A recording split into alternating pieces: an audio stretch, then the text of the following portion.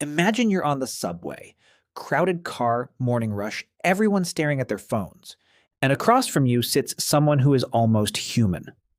Broad face, heavy brow ridge, stocky, barrel chested, built like they were designed for a different world. They're wearing a jacket. They're holding a coffee. They're doing exactly what everyone else is doing. But they're not Homo sapiens. They're Neanderthal. Here's the question. In that scenario, what is their life actually like? What did the world look like if 40,000 years ago, instead of disappearing, they held on? First, let's be clear about what Neanderthals actually were. Not the hunched, dim-witted brutes that Victorian science invented. The real Neanderthals were sophisticated. They controlled fire. They made tools, complex tools, tools that required planning and teaching across generations. They buried their dead with ritual. They made jewelry, pigments, possibly music. Their brains were, and this is the part people never quite absorb, slightly larger than ours on average. Not smaller, larger. They lived across Europe and Western Asia for roughly 300,000 years. They survived ice ages. They adapted to climates that would end us in days. They were not a failed species. They were a different kind of success. And then, around 40,000 years ago, we showed up in their territory. And within 10,000 years, they were gone. The exact cause is still debated. Competition for resources, interbreeding that slowly diluted the population, disease, climate, probably all of it at once.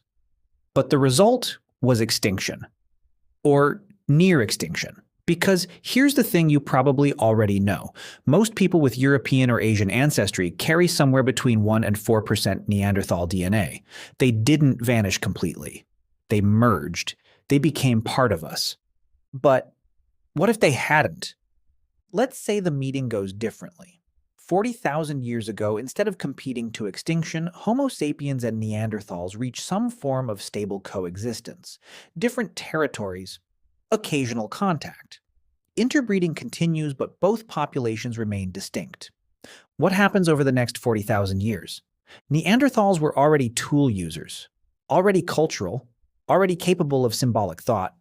We know this because they were making pigments and personal ornaments before Homo sapiens even arrived in Europe.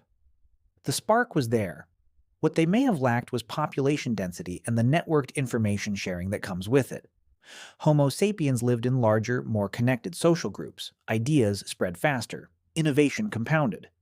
But give Neanderthals 40,000 more years with the pressure of coexisting alongside a competing intelligent species.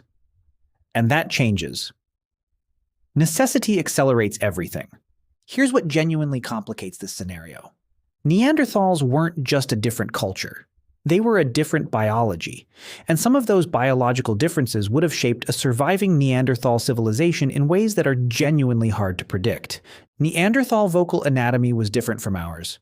The hyoid bone, the small bone in the throat that enables complex speech, existed in Neanderthals, and it was structurally similar to ours. They could probably speak, but their vocal tract geometry was different enough that their speech may have sounded different. Narrower phonetic range, different resonance. What does that mean for language development? For written systems? For the spread of ideas across populations that sound different from each other even before you get to culture? Their vision may have been different too. Neanderthal skulls show proportionally larger eye sockets, suggesting bigger eyes, likely adapted for low-light conditions in Northern Europe. Better night vision, possibly enhanced peripheral vision. A Neanderthal might experience the visual world with genuinely different inputs than we do. Their cold adaptation was real and deep. Shorter limbs, stockier builds, higher metabolic rates. A body engineered to retain heat. In a warming world, some of those adaptations become disadvantages. Climate change would hit a cold-adapted species differently than it hits us.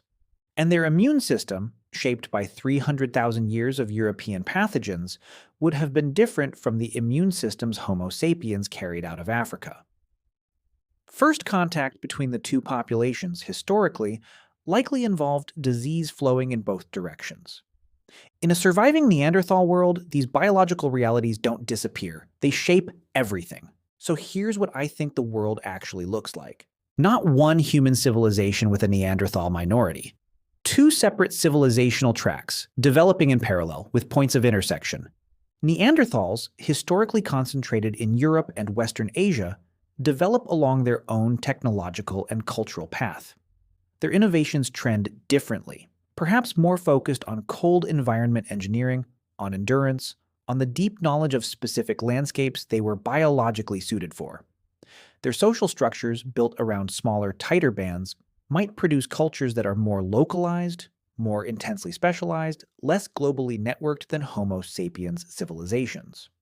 Homo sapiens, meanwhile, develop faster, larger populations, wider trade networks, the explosive innovation that comes from more people sharing more ideas across more territory.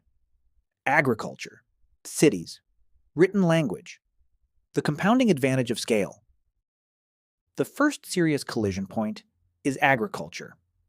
The Neolithic Revolution, the shift from hunting and gathering to settled farming, was one of the most transformative events in human history. It fed more people, concentrated power, and generated the surplus that made civilization possible. Would Neanderthals have made the same transition?